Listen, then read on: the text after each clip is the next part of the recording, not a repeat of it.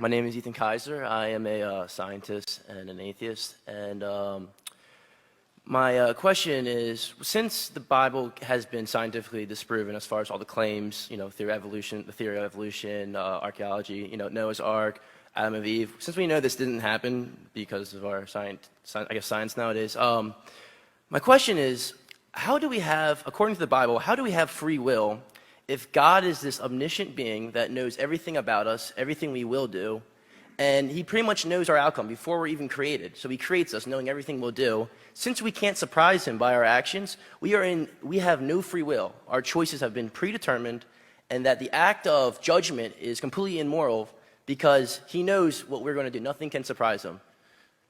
That's my question. Thank you for the question. And before you go into an auditorium, if you give a sheet of paper and ask us to write 20 possible questions, that'll come. We've never heard a new one in all of these years that go by. They're pretty much the same questions. It's interesting that you began by saying, as an atheist, all of this has been disproved, and so you live with scientific materialism as your worldview.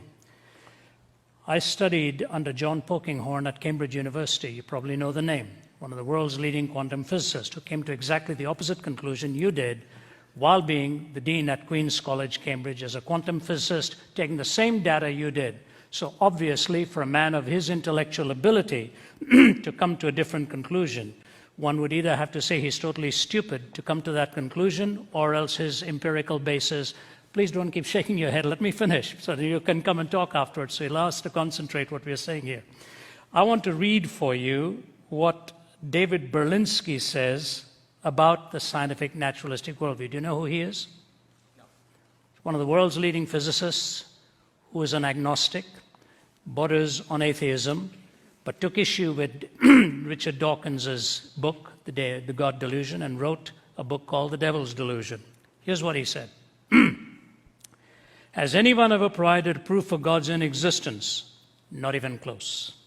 Has quantum cosmology explained the emergence of the universe or why it is here? Not even close. Have the sciences explained why our universe seems to be fine-tuned to allow for the existence of life? Not even close. This is Berlinski talking. Are physicists and biologists willing to believe in anything as long as it is not religious thought? Close enough. Has rationalism and moral thought provided us with an understanding of what is good, what is right, and what is moral? Not close enough. Has secularism in the terrible 20th century been a force for good? Not even close to being close. Is there a narrow and oppressive orthodoxy of thought and opinion within the sciences? Close enough. Does anything in the sciences or in their philosophy justify the claim that religious belief is irrational? Not even in the ballpark. Is scientific atheism a frivolous exercise in intellectual contempt? Dead on. Now, I didn't say that, all right? I'm not quoting myself. Please give me your name, sir. Ethan. Ethan? Yes. Ethan, what you're wrestling with is not uncommon. Many people from a scientific and materialistic worldview will say what you've said and come to that conclusion. The problem is what you mispositioned was your concern between determinism and free will. Your application could have gone in many different directions, but you came to that one for some reason, which I was unfortunate, I think. At Cambridge, I listened to a talk at the Lady Mitchell Hall in 1990 by Stephen Hawking. As you know, he can't speak. He uses a speech synthesizer. His whole talk was on determinism and freedom. And you know what he concluded? That the tragedy with scientific materialism, if we take its assumptions, is that we are not free, we are totally determined. That was the world's leading physicist at that time saying, the very thing you're asking of the Christian faith, he pinned on your backs as scientific materialists. You can go right online and trace it. Lady Mitchell Hall, 1990, somewhere around March, April, May, that time. I was in attendance. And he said, the only escape I have is since I don't know what has been determined, I may as well not be.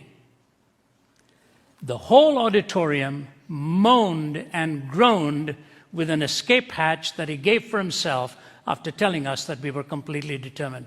That's Berlinski's issue. That is actually even what people like Dawkins will concede, or Pinker. You read Steven Pinker and the others. So totally determined. So the question is, were you free to ask this question? Yep. I don't believe any of us actually have free will because we are strictly material. So you're actually, as a machine automaton, asking me this question? We are all made up of our past experiences. Okay, but you're not free then. You're not free. You're not making a truth statement. My true statement. I mean, what I'm saying is our memories and our states. No, hear me carefully. Okay.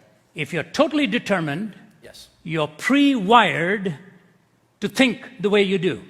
Nature versus nurture. Yes. Sorry? Nature versus nurture. Nature versus nurture. Yes.